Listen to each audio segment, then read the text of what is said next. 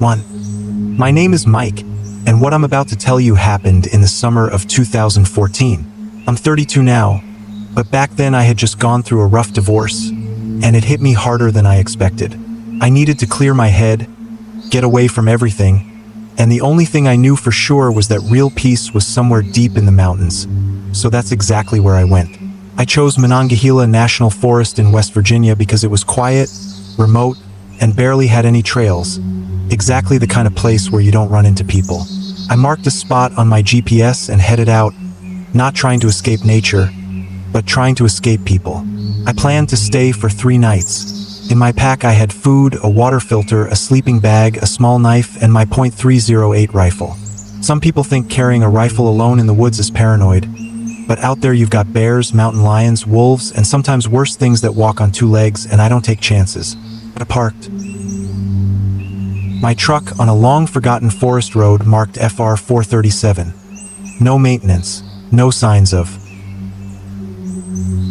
recent use, and started walking. After about an hour, the trail completely disappeared, so from that point it was just me and my compass heading northeast.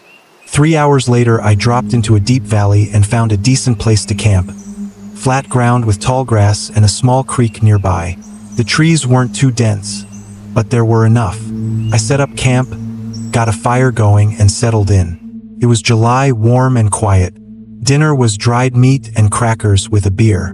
I sat there watching the sunset, trying not to think about the divorce, the lawyers, my ex, or her new boyfriend. The fire helped, it always does. Around midnight, I fell asleep. I don't remember dreaming, but something woke me up around 3 a.m. Not a sound, just instinct. That sudden jolt where your heart starts racing and your breathing goes shallow for no reason. I listened. Nothing. And that was the problem. Forests are never silent at night. There's always something. Owls, insects, wind through the trees, but this was different. Everything had stopped. Felt like the entire forest was holding its breath. I slowly unzipped my tent, trying not to make a sound. It was pitch black outside. No moon, thick clouds overhead. I found my flashlight but didn't turn it on because light makes you visible, so I waited and let my eyes adjust. That's when I saw it. About 50 meters out between the trees, something. A shape, human-sized but not quite right, pressed up against a tree like it was part of it, blending in. I was about to convince myself it was just my eyes playing tricks on me when it moved. Slowly, it slipped behind another tree, like it didn't want to be seen, but knew I was watching. I grabbed my rifle, ready to chamber around, but hesitated. Maybe it was an animal, maybe a bear, but even standing upright, a bear doesn't move like that. A few minutes passed with nothing but silence. Then I heard it. Footsteps. Slow, heavy, deliberate. 2 steps, then a pause. 2 more steps, then silence again. Each step sounded like it was crushing the ground beneath it, and it was coming straight toward me. My hands were sweating. I wanted to turn on the flashlight and run, but my body wouldn't move. The sound got closer, maybe 20 meters away now. Then suddenly, a light appeared. Not from me, from out there, from where that thing was. It wasn't a clean white LED beam. It was dim, yellow, flickering, like a lantern. Who the hell walks through the forest at 3 a.m. with a lantern? The light started swaying toward me, and the footsteps kept coming. That's when panic finally took over. I slipped out the back of my tent, grabbed my rifle, and ran. The only way I could navigate was by following the creek. My compass didn't matter anymore, the water was my guide. I stumbled through the dark, tripping over roots, branches hitting my face, not even thinking about looking back. I was too afraid to see what might be behind me. After about 10 minutes of running, I collapsed behind a large rock, gasping for air. I listened. Nothing. Just my own heartbeat pounding in my ears. I pulled out my flashlight and turned it on. The forest was empty. No movement, no light, nothing. I almost convinced myself it was all in my head. Stress, exhaustion, the divorce messing with me. Then I looked down. Right by my foot was something small. Toy. A green plastic soldier, the kind I used to play with as a kid. I picked it up. It was dirty, half buried in the soil. I turned it over, and on the bottom, written in pen, were the words, "You found me. Now it's my turn." Every instinct in my body screamed at me to run. I dropped it and took off again. I didn't stop until morning. Somehow I found my way back to the road, got into my truck, and drove without looking back. When I got home, I went to the police and told them everything, even about the toy. They didn't believe me. They laughed it off, said maybe another camper dropped it. When I asked them if that camper also wrote the message on it, they had no answer. I stayed away for a while, but about a month later curiosity got the better of me. I went back during the day. I found my old campsite. The ground was still disturbed where my tent had been. Then I found the spot where I had seen the toy. There was a small hole in the ground, like something had been buried there. Inside was another toy, this time a tank. I turned it over and again, written in pen, "Did you really think you could get away?" I left immediately and never went back. I still go camping, sometimes alone, but I stay far away from Monongahela. And every now and then, when I'm sitting by the fire at night, I swear I see a faint light moving between the trees. Maybe it's nothing, or maybe it's still out there, waiting to. My name is Sarah, and I've never told anyone about what happened until now. But there's no point in keeping it to myself anymore. It was in the fall of 2019, deep in Willamette National Forest in Oregon. I was 28 at the time, and like I used to do back in college, I was camping alone. The only difference was that I had never been to that area before. A friend had recommended it to me, saying, "You have to go. It's incredibly quiet. Nobody ever goes there." I wish I had never listened.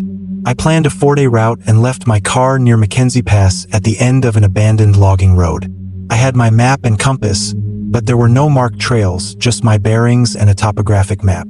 I hiked about 10 kilometers completely alone, surrounded by silence except for distant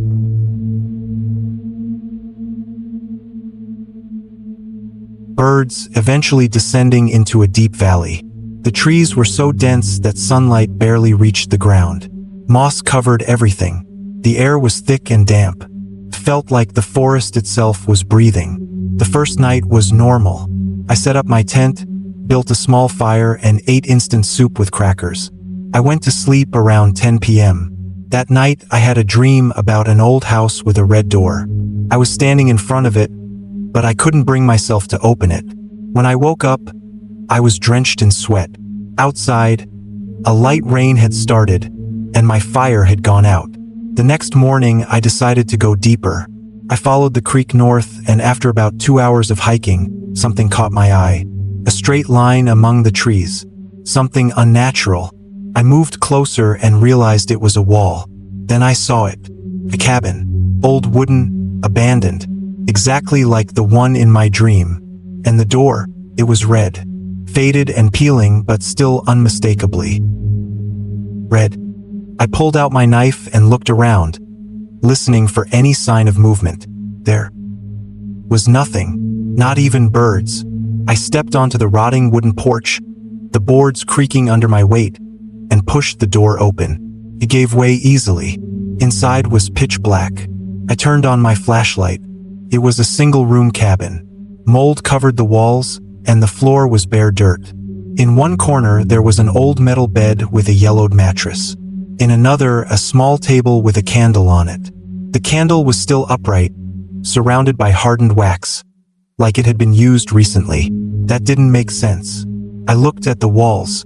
Newspaper clippings were nailed up, dated back to the 1980s. One had a handwritten note. "They came again tonight." Another read, "Third night." They knocked on the door. Then I noticed the scratches. Deep gouges in the wood, like claw marks, or like someone had been desperately trying to carve through the wall. I opened the drawer on the table and found a journal. Leather-bound, worn, but filled with writing. I started reading. It belonged to someone named Bill. He had come here in September of 1982, just like me, looking for solitude. But the entries got worse with each day. First night, footsteps outside. I listened. No one there. Second night, knocking on the door. I opened it. Nothing. Third night, a face at the window. Not human. Fourth night, they got inside. I hid. They didn't find me. The last pages were torn out, but the final page that remained had words written in large letters. Never open the red door. They want out. I felt a chill run through me. I grabbed the small axe from my pack and turned toward the door. It was still open, but outside it was already getting dark. I hadn't realized how much time had passed. It was already 6 p.m. I needed to get back to my camp, but something stopped me. The missing pages. A part of me wanted to find them. Another part of me knew I shouldn't. I stepped outside. The rain had picked up. I started walking back as fast as I could, but something was moving between the trees. I caught glimpses of it out of the corner of my eye. Dark shapes, human-sized, but too fast, slipping behind trees and reappearing somewhere else. They were following me. I started running. When I reached my campsite, I was out of breath. I built a fire immediately, thinking the light might protect me. Didn't. The shadows circled just beyond the firelight. I could hear them now. Not footsteps, not rustling, but whispers. Low, distorted, in a language I couldn't understand, or maybe not a language at all. By midnight, my fire was dying. I had no wood left.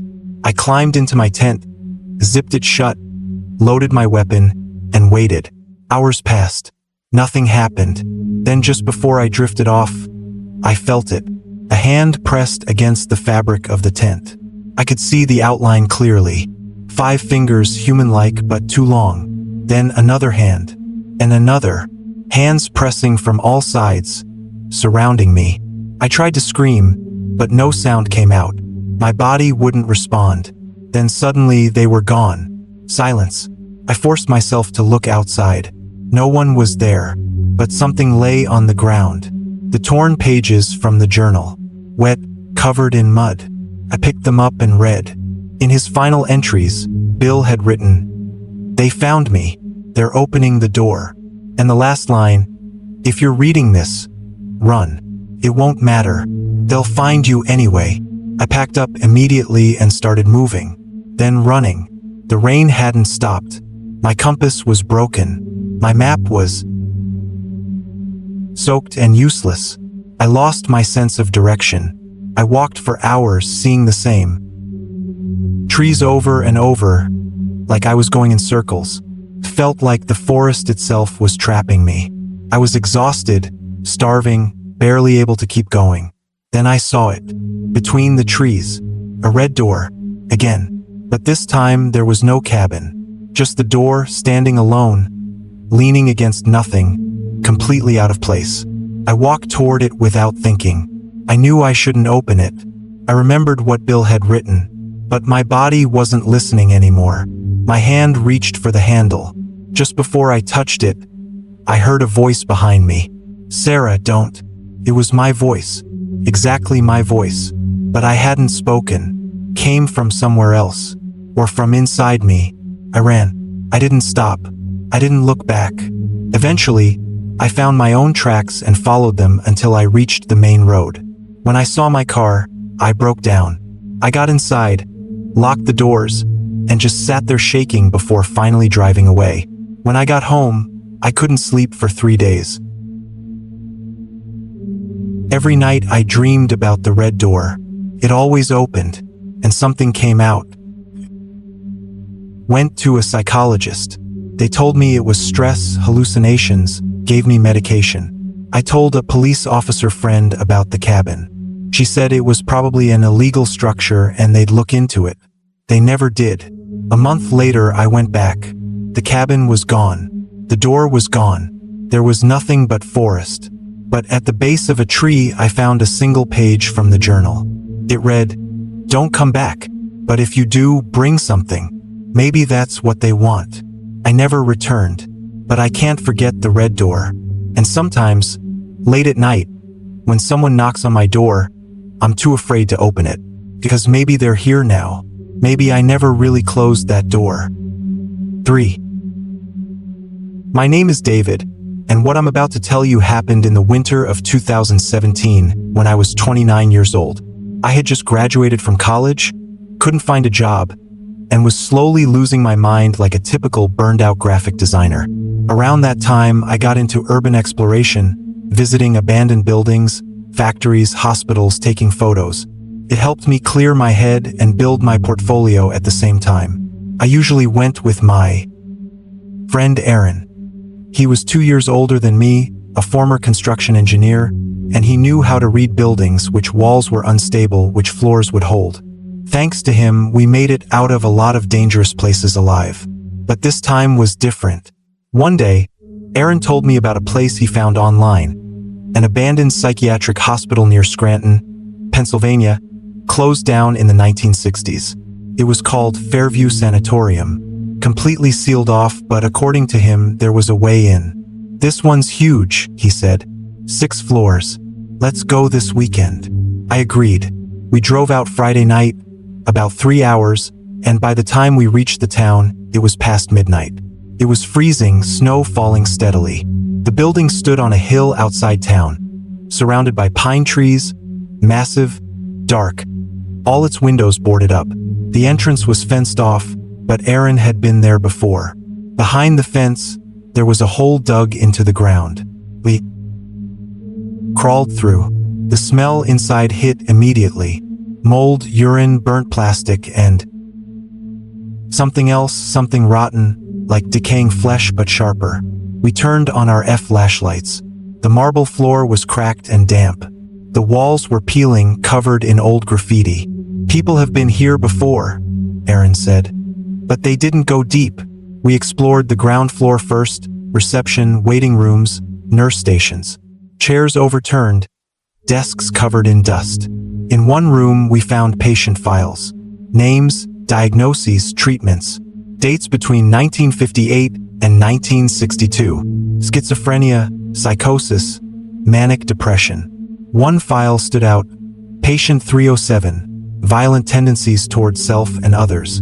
Unmanageable. Transferred to 6th floor. I didn't even know there was a 6th floor.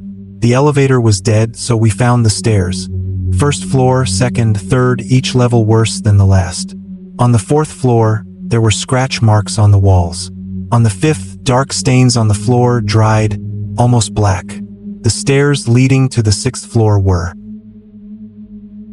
blocked by iron bars with a warning sign. "Danger, do not enter." Aaron ripped it off. "Let's see what's up there." The 6th floor was different. Narrower hallways, lower ceilings, steel doors with small viewing slots and sliding locks. Each door had a number. 301, 302, 303. We found 307. The door was slightly open. We stepped inside. The room was small. A metal bed frame with no mattress. The walls were padded, but the padding had been torn apart, foam spilling out everywhere. There was a metal ring on the ceiling, maybe for restraints, or something worse. The walls were covered in writing. It looked like dried blood. "No exit. Who can hear me? They are always here. Don't wake up on the 6th floor." And one line stood out.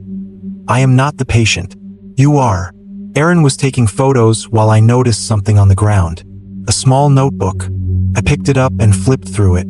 No clear writing, mostly frantic sketches. And a door.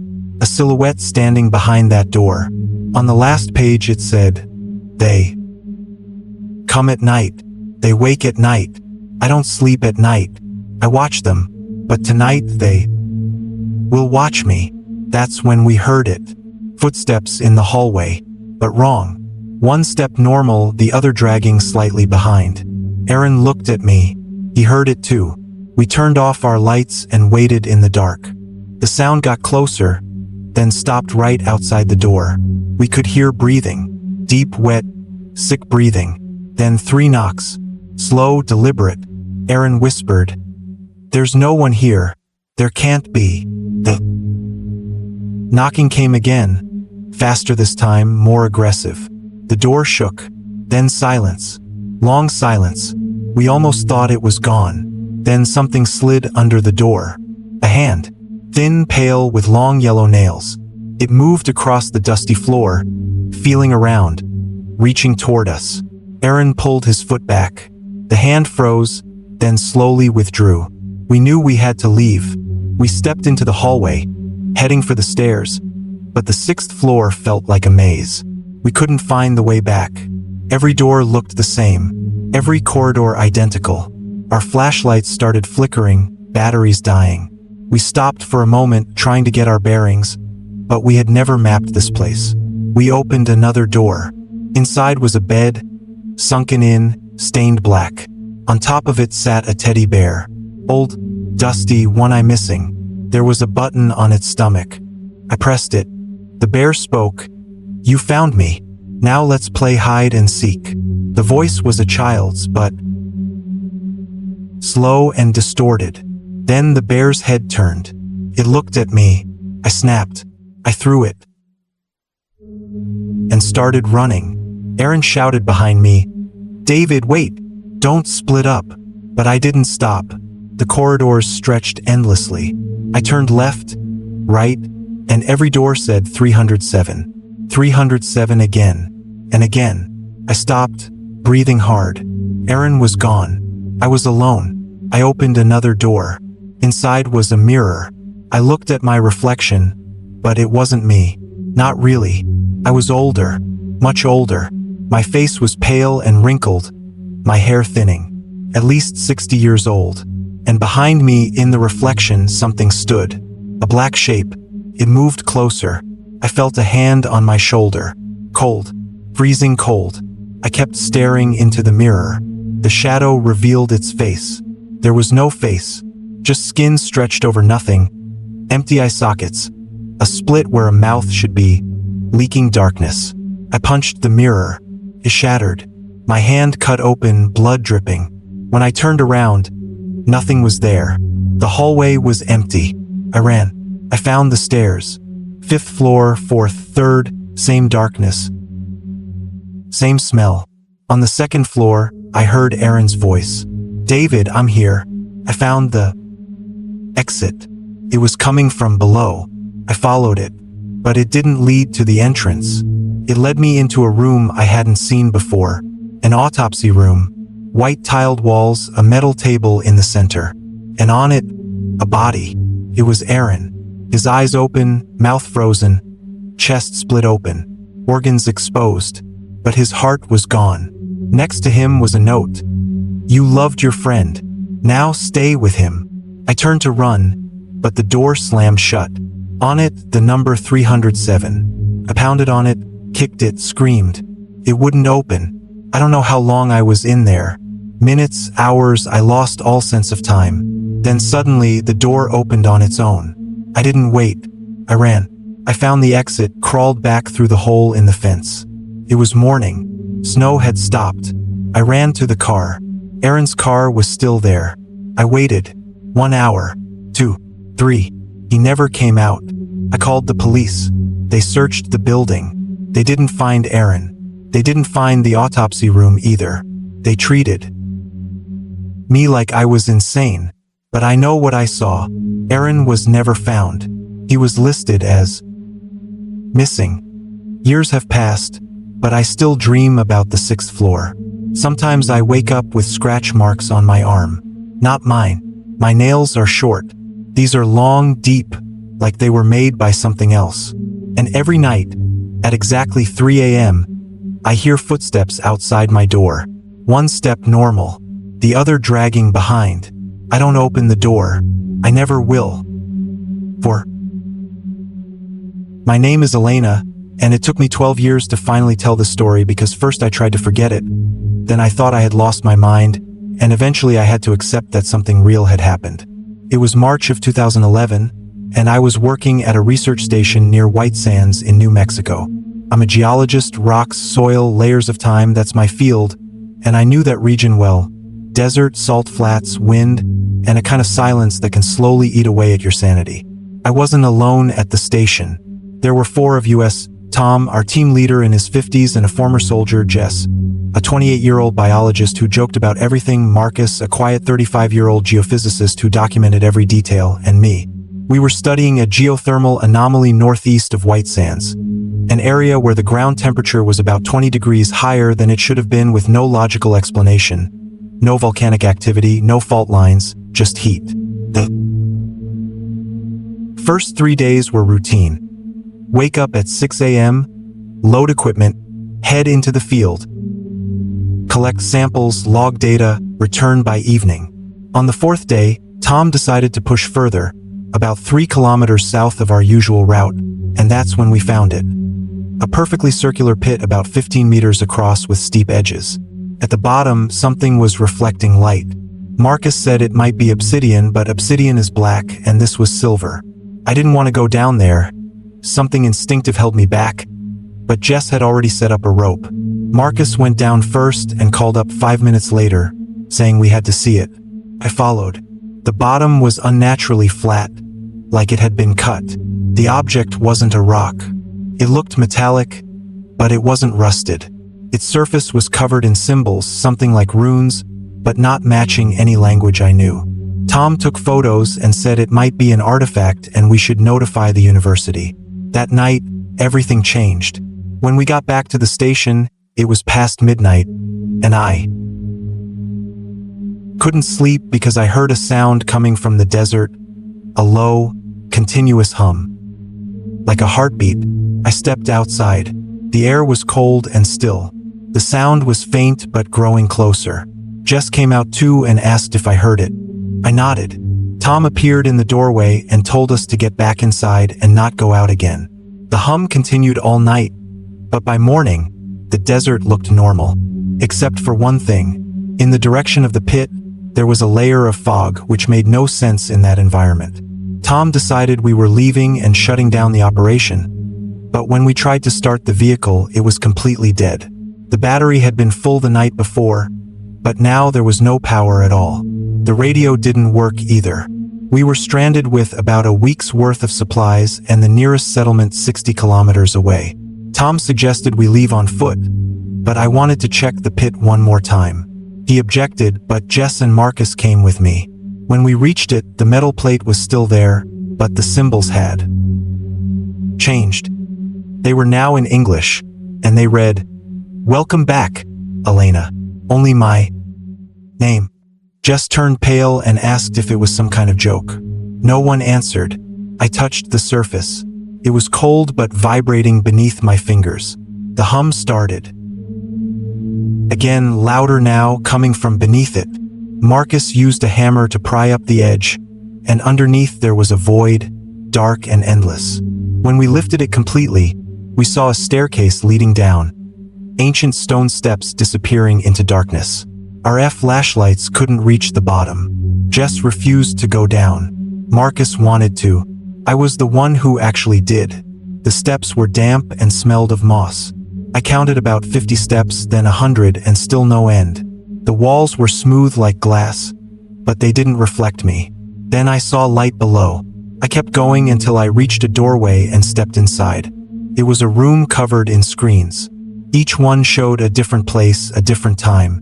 One showed my childhood home, my mother cooking in the kitchen. Another showed me in college, asleep in a lab. Another looked like the future, an old woman alone in a hospital room. One screen showed the present, Jess and Marcus waiting by the pit, Tom working on the radio. But I wasn't in that image.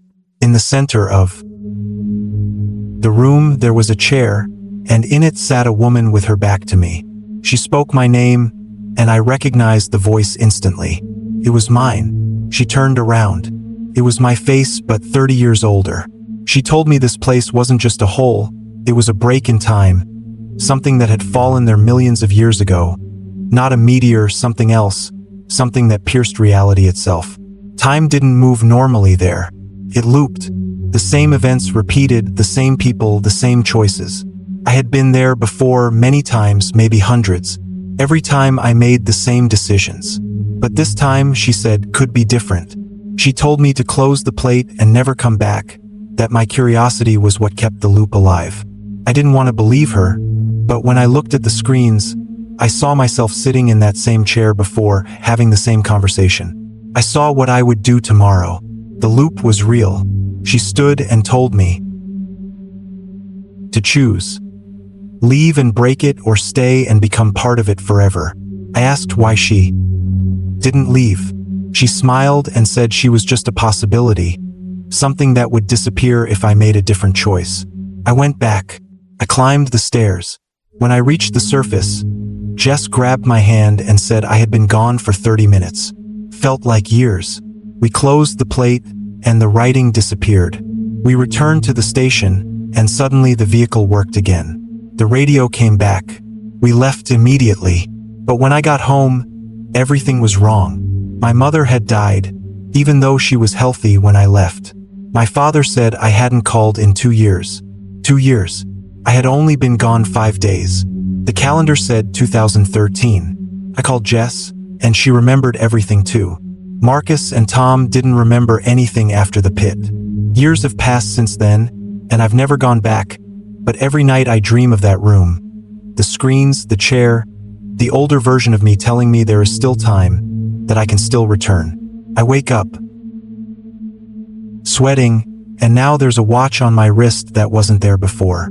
The date on it is March 14th, 2011, the day we found the pit, but the hands don't move. Time is frozen, and sometimes late at night, I hear that hum again, faint at first, coming from far away, getting closer every day. I know one day it will reach my door, and when it does, I'll have to decide whether to go back or stay. But I haven't decided yet because the curiosity is still there, and curiosity, as it turns out, is the most dangerous thing time has. 5. My name is Harry. What I'm about to tell you happened in the winter of 2021 in the Superior National Forest in northern Minnesota. I was 40 years old and living alone, and I had lost my wife 2 years earlier. She had been an oncology nurse, and cancer took her in just 14 months.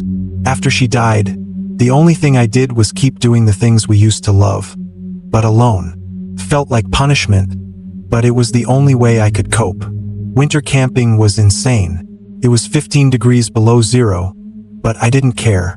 In my backpack I had a 4-season tent, an inflatable sleeping pad, a -30-degree sleeping bag, and a small box with my wife's photo. No rifle or anything like that. I never liked guns. It was just me, the cold, the snow-covered silence, and the memory of a woman. The first night was quiet. Walking on the snow muffled even my own footsteps.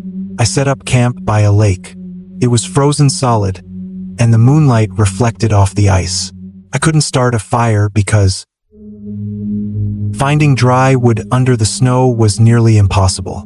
I sat in my tent, drank tea from a thermos, looked at my wife's photo, and eventually fell asleep. When I woke up in the morning, there was something outside my tent. Tracks in the snow. They didn't look like animal tracks. They looked like human boot prints, but something was wrong.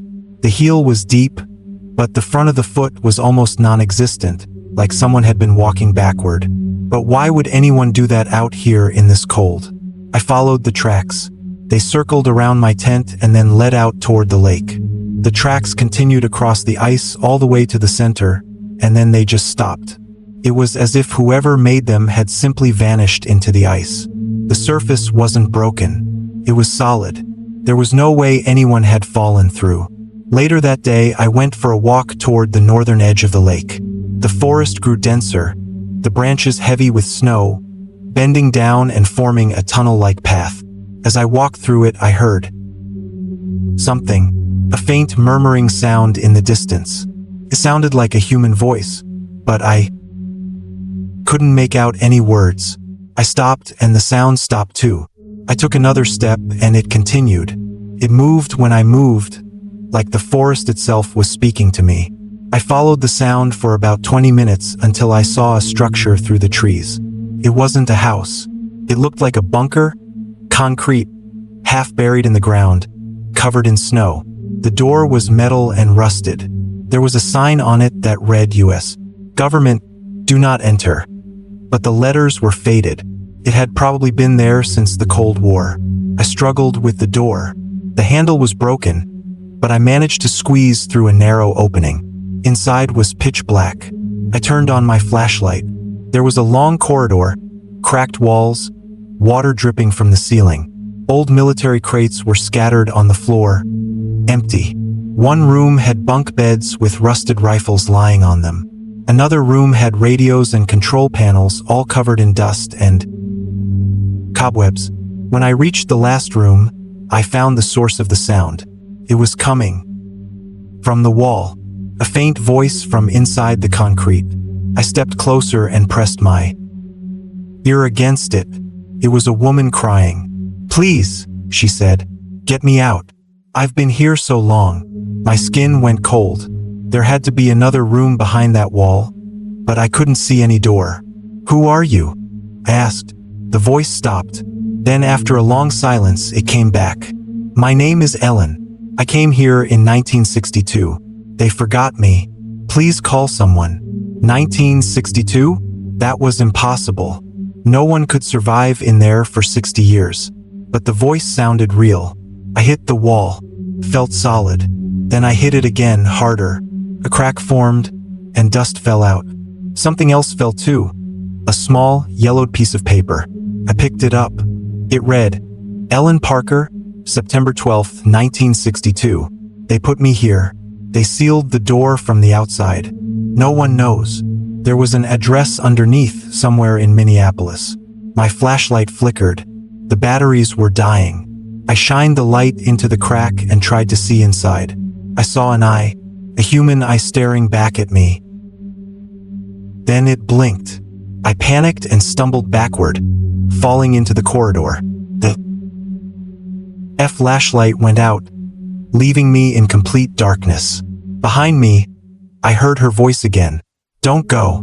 Please don't go. Don't forget me." I felt my way out, hands on the walls, until I reached the entrance and fell out into the snow. I ran back to my camp, packed everything and started walking. I walked for hours until I reached my car, nearly frozen. I turned the heater all the way up and decided to drive to Minneapolis. I found the address. It was an old, abandoned house. No one answered the door. I asked the neighbors, but no one had ever heard of Ellen Parker. At the library, I searched old newspapers. In September 1962, a woman named Ellen Parker had gone missing. She was 29, a nurse. She left work one day and never returned. The case was closed as a disappearance. There was a note saying her husband was military personnel and couldn't be questioned. That night at the hotel, I couldn't sleep. I kept thinking about the eye in the wall, about her voice. 60 years in darkness. Maybe she was still there. Maybe there were others. The next morning I considered going back, but I was afraid. Who would I even tell? The police would think I was insane. I couldn't track down her husband. Maybe he knew something. Maybe he didn't. I left it alone. But that night, around 3 a.m., someone knocked on my hotel room door.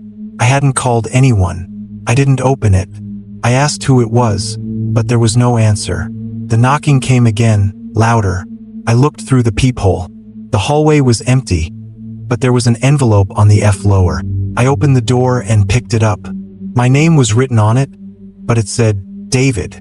Inside was an old black and white photograph of a woman in a nurse's uniform. On the back it said, Ellen, 1961, Fairview Hospital. There was another note. Find me. Time is running out. I asked the hotel staff to check the cameras. Nothing. No one had been there. The envelope had just appeared. The next morning I went back to the library and looked up Fairview Hospital. It had been a psychiatric hospital outside Minneapolis. Closed in 1975. I went there. The building was still standing, abandoned, surrounded by fencing. I went inside anyway. The walls were covered in writing. Can anyone hear me? Where is Ellen? Leave before the doors close. In one room I found files. Ellen Parker's file was there, not as a patient but as a nurse. She had worked night shifts from 1961 to 1962. There was a note. authorized access to high-security ward. Last seen September 11th, 1962. Another file showed a second nurse, Ruth Miller, missing the same night.